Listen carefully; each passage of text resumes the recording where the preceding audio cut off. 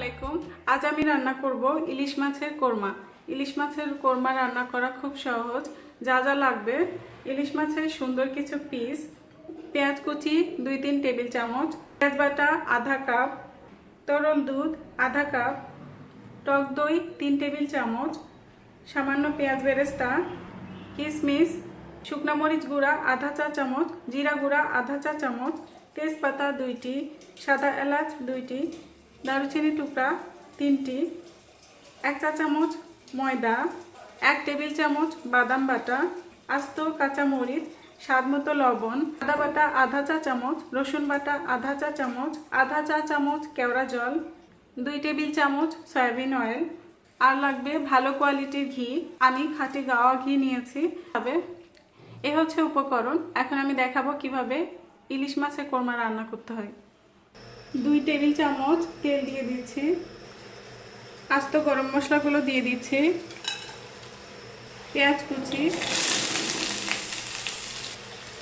1 table চামচ ঘি দিয়ে দিব। পেঁয়াজগুলো হালকা বাদামি হলে পেঁয়াজ বাটা দিয়ে দিব আধা কাপ। মশলা কষিয়ে নেওয়ার জন্য আধা কাপের মতো পানি দিব।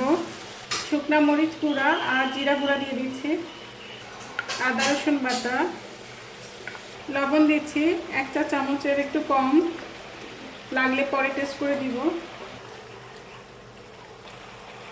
বাদাম বাটা 1 টেবিল চামচ, 3 টেবিল চামচ টক দই নিয়েছি। টক দই দিলে টক দইটা অনেক সময় ফেটে যায়, দানা দানা হয়ে যায়, আর এটা যেন না হয় এজন্য 1 চা চামচ ময়দা দিচ্ছি। দিয়ে এটা আমি ভালোভাবে ফেটিয়ে নিব। টক দইটা দিয়ে দিব।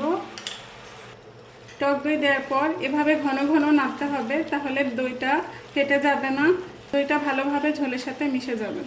মশলাগুলো ভালোভাবে কষিয়ে নিয়ে তারপর আমি দুধ দিয়ে মাছ দিয়ে দিব। ঝোল শুকিয়ে তেল উপরে উঠে এসেছে। এখন আমি আবার আধা কাপ পানি দিব, দিয়ে শেষবারের মতো কষাবো। ঝোল শুকিয়ে আবার তেল উপরে উঠে এসেছে। আমার মশলাগুলো কষানো হয়ে গেছে। এখন এর মধ্যে দুধ দিয়ে দিব। আধা কাপের একটু বেশি দুধ দিয়ে দিলাম। চিনি দিয়ে দিব, কাঁচামরিচ, কিশমিশ দিয়ে দিচ্ছি, পেঁয়াজ বেরেস্তা। এই অবস্থায় লবণ টেস্ট করে দেখতে হবে, লবণ লাগলে দিয়ে দিতে হবে, আর তারপর মাছগুলো দিয়ে দিতে হবে। এখন চুলা একটু কমিয়ে দিতে হবে। উপরে 1 চা চামচ ঘি দিয়ে দিব সুন্দর ফ্লেভার আসার জন্য। এখন অল্প আঁচে ঢেকে রান্না করব 5 মিনিট, তারপর আমি উল্টে দিয়ে আবার ঢেকে দিব। 5 মিনিট হয়ে গেছে। এখন আমি দেখব কি অবস্থা। মাছগুলো এক পাশ হয়ে গেছে, এবার উল্টে দিতে হবে। মাছগুলো সব উল্টে দিয়েছি। এখন আবার ঢেকে দিব, আর অল্প আছে আরো 5 মিনিট রাখবো। আধা চা চামচ কেওড়া জল দিয়ে দিব। অল্প আছে আরো 5 মিনিট ঢেকে রান্না করব। 5 মিনিট হয়ে গেছে। এখন দেখব কি অবস্থা। হয়ে গেছে ইলিশ মাছের কোরমা। দেখুন কত চমৎকার হয়েছে। তৈরি হয়ে গেছে সুস্বাদু ইলিশ মাছের কোরমা।